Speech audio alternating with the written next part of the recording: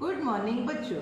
आज आपकी पहली हिंदी क्लास है। आप लोग 5वीं में पढ़ के 6ठी में आए हो और आज आपका पहला दिन है। नए शैक्षणिक सत्र में आप सबका स्वागत है।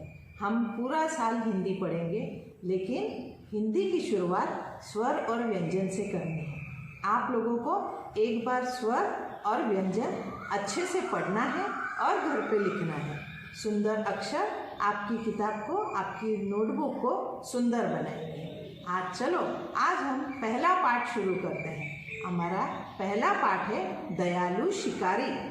आपने जैसे किताब में देखा होगा कि ये हमारा चित्र पाठ है।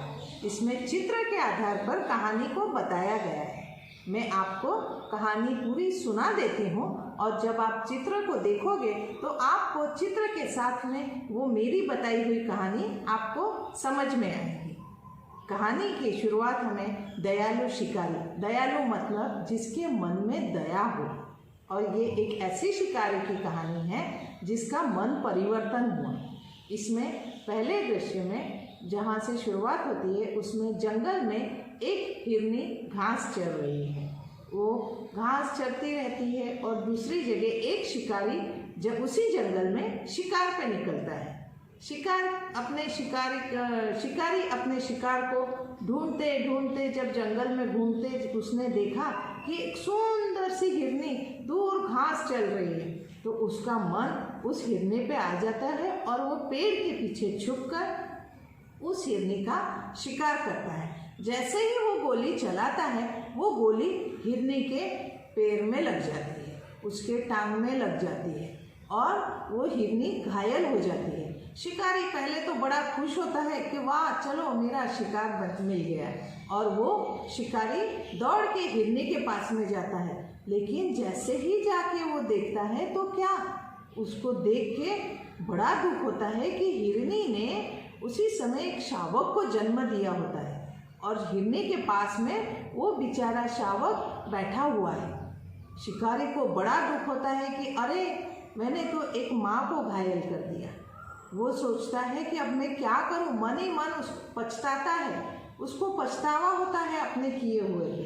और वो उस शिकारी जब अपना पछतावे को अच्छा रूप देने की सोचता है और वो घायल हिरनी को पैर में पट्टी बांधकर उसको और शावक को, दोनों को डॉक्टर के पास ले जाता है। डॉक्टर उस घायल हिरनी को अब अच्छे से मरहम पट्टी करते हैं, दवाई लगाते हैं और वो जो शिकारी को दे देते हैं। शिकारी उस हिरनी को और शावक को वापस जंगल में छोड़ आता है। तो बच्चों, आपने देखा ना कि हमारे मन में दया भाव होना चाहिए। भले ही प्राणी कोई भी हो, छोटा हो बड़ा हो, कोई भी हो, सबके लिए हमारे मन में दया भाव होना चाहिए। किसी का हमने बुरा नहीं सोचना चाहिए। ये कहानी में यही बताया गया है कि शिकारी जो शिकार कर रहा था और उसको आखिरी में अपने किए हुए पे पछतावा होता है। तो बच्चों, कैसी लगी आपको कहानी?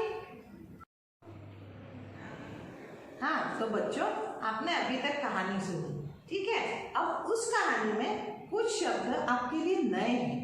वो नए शब्दों में मैं आपको उनका सरल अर्थ बता देती हूँ और वो शब्दों को आपको अपनी नोटबुक में 3-3 बार लिखना है, कठिन शब्द की तरह।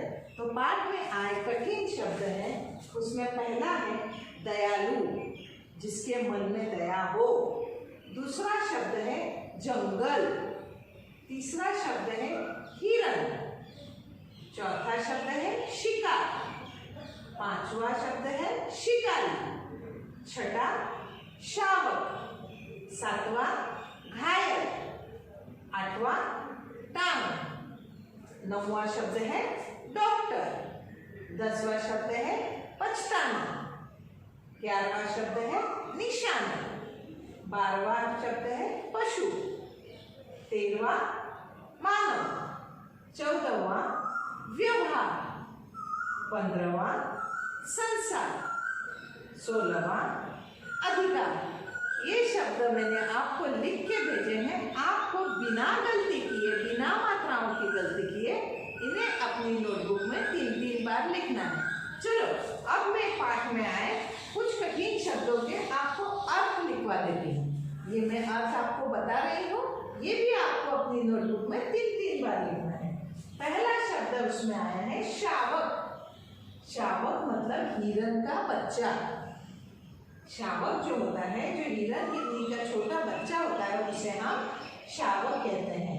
दूसरा है शिकारी। शिकारी वो होता है जो जानवरों का शिकार करने जंगल में जाता है, जानवरों का शिकार करने वाला शिकारी। तीसरा है टांग। टांग मतलब पैर, आपका जो पैर है उसको हम टांग भी बोलते हैं। चौथा है दयालु। दया का भाव रखने वाला, जिसके मन में दया है वो दयालु होता है। पांचवा शब्द है पछताना। अपने द्वारा किए गए किसी गलत कार्य के लिए दुखी होना। जब हम कभी हमसे गलती हो जाती है, लेकिन बाद में हमें उस गलती के लिए अपने ही मन में दुख होता है, तो उस समय हम पछताते हैं, हमें पछतावा होता है, हमें पछताना चाहिए। इस तरह से पछताना मतलब अपने द्वारा किए गए किसी गलत काम के लिए मन में दुखी होना। अब आगे चलते हैं, इस कहानी से आपने क्या सीखा? इतनी अच्छी कहानी है, इससे आपने क्या सीखा? तो इसमें जो सीख है कहानी में, पहली सीख हम बोल सकते हैं कि हमारे मन में सभी के लिए दया का भाव होना चाहिए। प्राणी छोटा हो या बड़ा हो, जैसा भी हो, हमें मन में दया रखनी चाहिए। दूसरा, मूक प्राणियों को परेशान नहीं करना चाहिए।